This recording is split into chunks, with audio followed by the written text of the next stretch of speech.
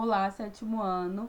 Aqui é Jéssica Paixão, professora de ciências de vocês, e a gente vai iniciar um módulo novo hoje, o módulo que fala um pouco sobre a saúde pública.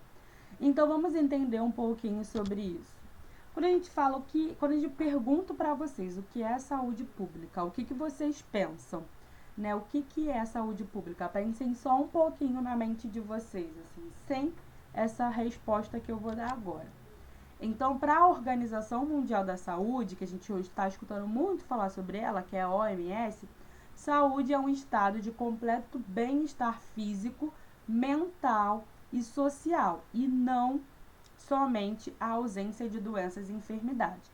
Então, não é só estar sem doença, é estar bem mentalmente, principalmente quando a gente reflete o fenômeno que está acontecendo agora, essa pandemia que a gente nunca pensou em passar. E aí a gente pensa não só na saúde, né, em relação à doença, a gente também pensa no nosso bem-estar físico e mental, né? Físico por quê? Porque eu posso não estar doente, mas estar entrando num quadro de sedentarismo, porque eu estou em casa, mas eu não preciso. Tenho várias atividades para fazer. E mental, porque eu preciso, né, me concentrar, saber, conversar, para eu não ser atingida mentalmente, tá bom? E aí, os órgãos, né, os governantes do nosso país, dos outros países, eles precisam, quando a gente fala de saúde pública, dar à população três coisas básicas. Saneamento básico, que a gente vai entender um pouquinho mais à frente o que significa. Fornecimento de hospitais públicos, principalmente através do SUS, que é aqui do nosso país, não necessariamente de outros países, ok? E promoção de campanhas de prevenção de doenças e da vacinação, tá bom? Então vamos entender um pouquinho sobre cada um. Saneamento básico. Saneamento básico, quando a gente fala saneamento básico, são atividades relacionadas ao abastecimento de água potável, esgoto, limpeza urbana, né, que a gente tem aí os nossos garis, e saúde para a população. Então, saneamento básico é tudo que envolve isso. É dado, né, através do governo do estado para nós, para a população, atividades que são relacionadas à água, esgoto, limpeza e saúde. E aqui a gente tem um quadro, né, mostrando, né, os domicílios atendidos por rede de esgoto nos estados do Brasil. Então, aproximadamente 50% do nosso país é atendido por rede de esgoto. A gente já começa errando daí, tá? Então, a rede de esgoto significa o quê? A gente não deve jogar o nosso esgoto diretamente nos rios e nos lagos. Esse esgoto, antes de ser jogado, despejado, ele precisa ser tratado, senão a gente está poluindo tudo, tá? E aí a gente observa que nas regiões norte e nordeste são as regiões mais precárias quando a gente fala em atendimento por rede de esgoto, tá? Infelizmente. Então, Jéssica, por quê?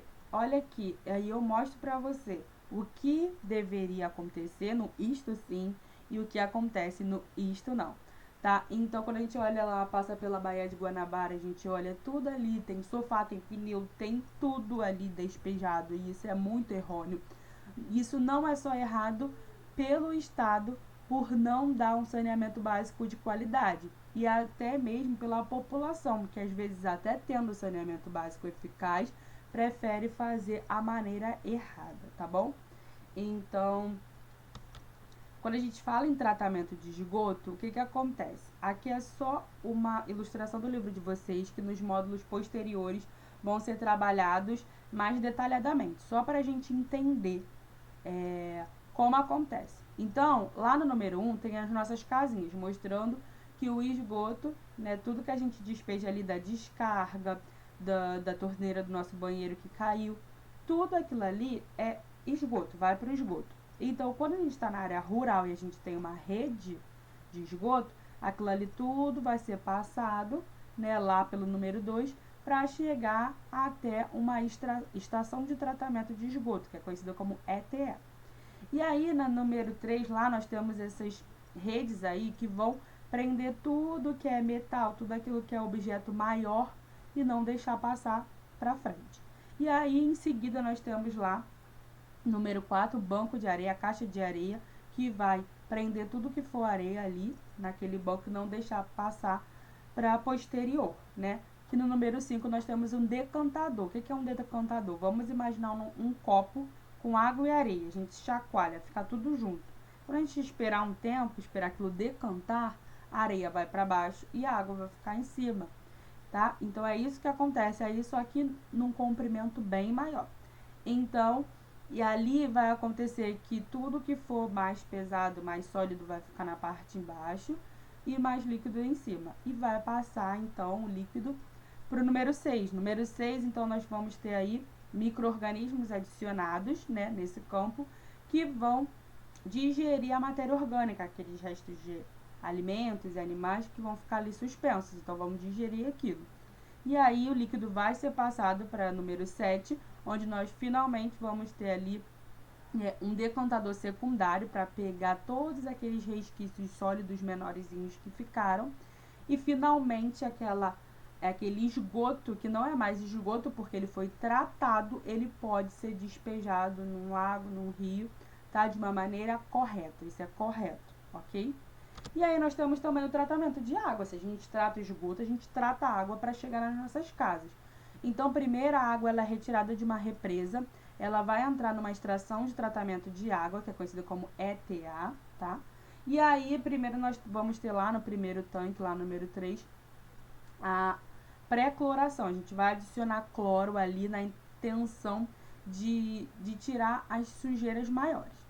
E aí depois nós vamos passar por um tanque de floculação, né? Onde a gente adiciona sulfato de alumínio para retirar também as impurezas daquela água. Em seguida, nós vamos ter a etapa de decantação, igual o que nós tivemos no tratamento de esgoto. Vai decantar, tudo que é sólido vai ficar embaixo e líquido em cima, na tentativa de eliminar mais impurezas. Depois a gente vai ter o processo de filtração. Lembra do carvão ativado, que foi muito falado recentemente, quando tivemos esse problema com a água? Então, o carvão ativado ele serve para filtrar, tirar as impurezas dessa água. E aí, na etapa 7, nós temos então a cloração, que é a adição de cloro, para eliminar os micro-organismos, né, que causam doenças para a gente. Então, nós temos doenças de veiculação hídrica, que são doenças causadas por micro-organismos na água, tá? Quando a gente, né, ingere uma água que não é potável. E aí, enfim, essa água vai ser mandada, então, para o reservatório, para depois ser distribuídas para as nossas casas, tá? E aí a gente entra em hospitais públicos, né? Eu falei que a gente ia falar em saneamento básico, já falamos. Hospitais públicos, quando a gente remete a hospitais públicos, nós lembramos do SUS, que é o Sistema Único de Saúde, que acontece aqui no nosso país, mas não necessariamente em outros países, tá?